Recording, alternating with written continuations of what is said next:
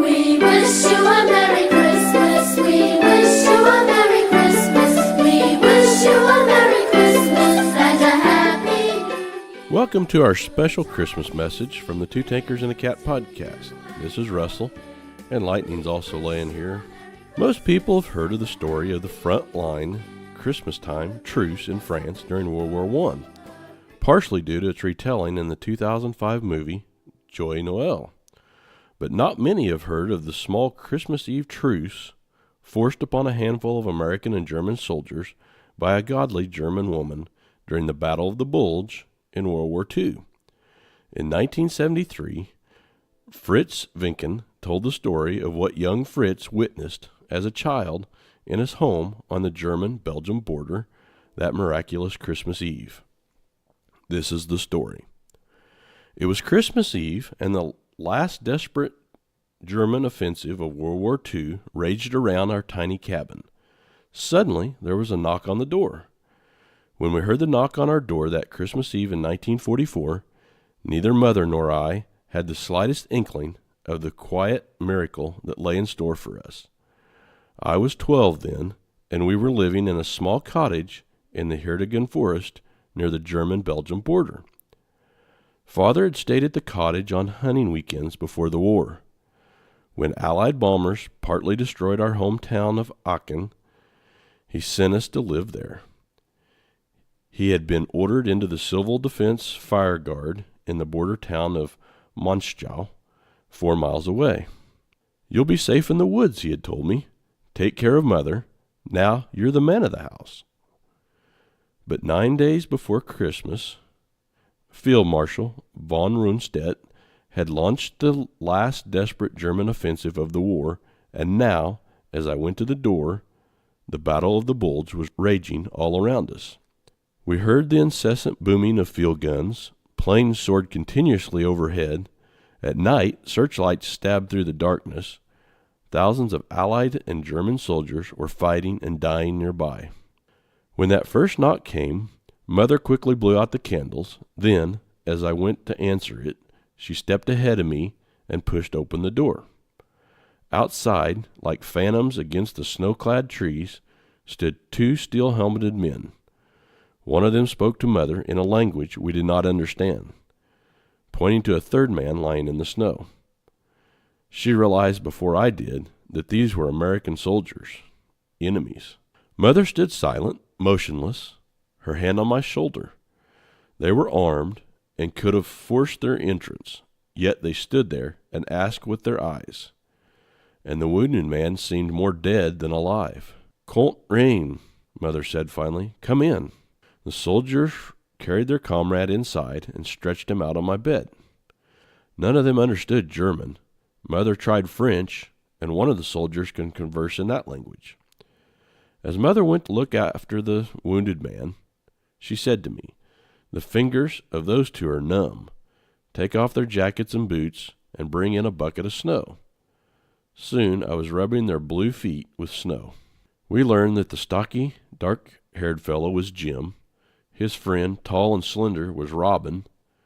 Harry, the wounded one, was now sleeping on my bed, his face as white as the snow outside. They'd lost their battalion and had wandered into the forest for 3 days, looking for the Americans, hiding from the Germans. They hadn't shaved, but still, without their heavy coats, they looked merely like big boys, and that was the way Mother began to treat them. Now Mother said to me, "Go get Hermann and bring 6 potatoes." This was a serious departure from our previous Christmas plans. Hermann was the plump rooster that we had been fattening for weeks in the hope that Father would be home for Christmas. But some hours before, when it was obvious that Father would not make it, Mother had decided that Hermann would live a few more days, in case Father could get home for New Year's. Now she had changed her mind again. Hermann would serve in an immediate, pressing purpose. While Jim and I helped with the cooking, Robin took care of Harry.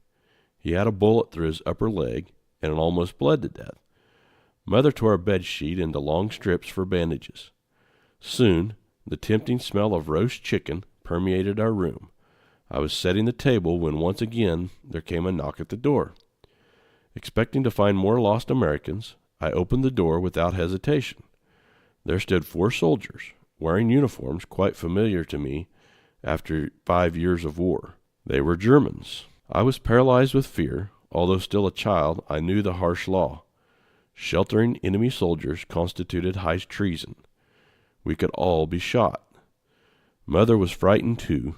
Her face was white, but she stepped outside and quietly said, "Merry Christmas." The soldiers wished her a Merry Christmas too. "We have lost our regiment and would like to wait for daylight," explained the corporal. "Can we rest here?" "Of course," Mother replied, with a calmness born of panic. "You can also have a fine, warm meal and eat till the pot is empty." The Germans smiled as they sniffed the aroma through the half-open door. "But," Mother added firmly, "we have 3 other guests whom you may not consider friends." Now her voice was suddenly sterner than I'd ever heard it before. "This is Christmas Eve, and there will be no shooting here." "Who's inside?" the corporal demanded. "Americans?" Mother looked at each frost-chilled face. "Listen," she said slowly. "You could be my sons, and so could they in here. A boy with a gunshot wound fighting for his life, and his 2 friends, lost like you and just as hungry and exhausted as you are. This one night," she turned to the corporal and raised her voice a little, "this Christmas night, let us forget about killing." The corporal stared at her. There were 2 or 3 endless seconds of silence. Then Mother put an end to indecision. "Enough talking," she ordered, and clapped her hands sharply. "Please put your weapons here on the woodpile and hurry up before the others eat the dinner." Dazedly, the 4 soldiers placed their arms on the pile of firewood just inside the door. 3 carbines, a light machine gun, and 2 bazookas. Meanwhile, Mother was speaking French rapidly to Jim. He said something in English, and to my amazement, I saw the American boys, too, turn their weapons over to Mother. Now, as the Germans and Americans tensely rubbed elbows in the small room, Mother was really on her mettle. Never losing her smile, she tried to find a seat for everyone. We had only 3 chairs, but Mother's bed was big, and on it she placed 2 of the newcomers side by side with Jim and Robin. Despite the strained atmosphere, Mother went right on preparing dinner. But Herman wasn't going to grow any bigger, and now there were 4 more mouths to feed. "Quick," she answered to me, "get more potatoes and some oats. These boys are hungry, and a starving man is an angry one." While foraging in the storage room, I heard Harry moan. When I returned, one of the Germans had put on his glasses to inspect the American's wound. "Do you belong to the medical corps?" Mother asked him. "No," he answered, "but I studied medicine at Heidelberg until a few months ago." Thanks to the cold, he told the Americans in what sounded like fairly good English, Harry's wound hadn't become infected. "He is suffering from a severe loss of blood," he explained to Mother. "What he needs is rest and nourishment." Relaxation was now beginning to replace suspicion. Even to me, all the soldiers looked very young as we sat there together. Heinz and Willie, both from Cologne, were 16. Their German corporal, at 23, was the oldest of them all. From his food bag he drew out a bottle of red wine, and Heinz managed to find a loaf of rye bread. Mother cut that in small pieces to be served with the dinner. Half the wine, however, she put away for the wounded boy. Then Mother said grace.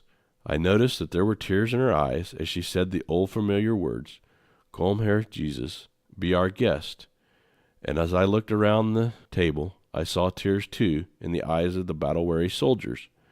Boys again, some from America and some from Germany, all far from home.